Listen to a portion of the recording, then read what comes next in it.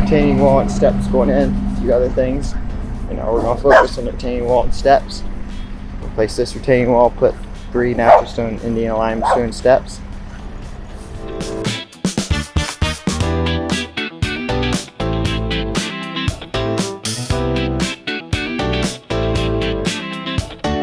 We generally start with half of the block underneath the soil to help for stability, but as you can see, as the grade changes, it ends up where the block ends up being mostly buried, and that just helps from the bottom ever kicking out. And then these blocks are all filled with gravel, and then the cap is glued on, so everything's tied together, so it's not going anywhere. This wall we did not use geogrid because of how short it is, but if I would have gone 1 or 2 courses higher, I would have put geogrid to help keep the wall from falling out. But since it's this short, it's stable enough, it's not going to have a problem with that.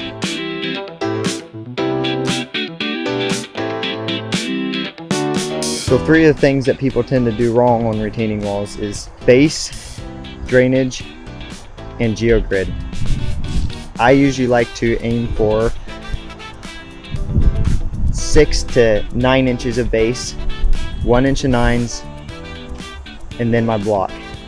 And then, as you can see, we have these drain guards here. There's another one down there and one down there.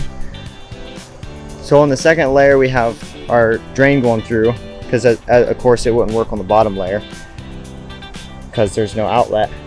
But on the second layer we have it, and then we have our drain line going along the backside with slope going down to each one of those drains, so that if any water builds up back there, it will flow out. And of course the importance of packing your subgrade, subsoil, and your base is very important, and making sure you get the bottom layer level. And then a step up here, there's 2 different step ups. I call underground step up, where we have a bottom layer here and then it disappears. What we do is we then build up our gravel and we run another course.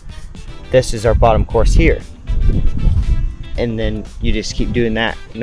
Whenever your grade is really steep, you just keep stepping it up. This is an outside step up. This is for just to hold soil, because if we would have done this layer all the way up there, the yard would have just covered it up and it wouldn't look right. So this second story. All right, let's see if we can do this one-handed. Carry this back to the guys.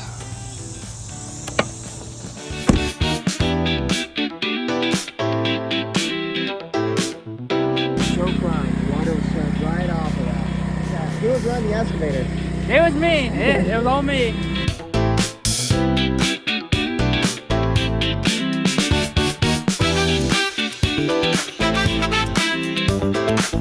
Okay guys, I want to show you what it's like to put in a bottom step.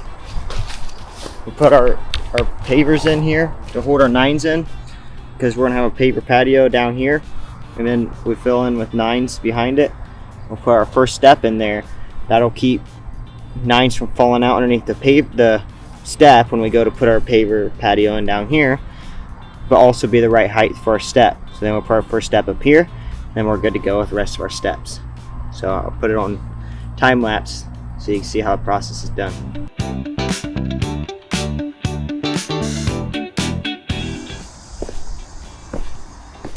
There we have it, 3 steps, and the whole paver thing that I had mentioned earlier holds the 9s in, get you your spot to start.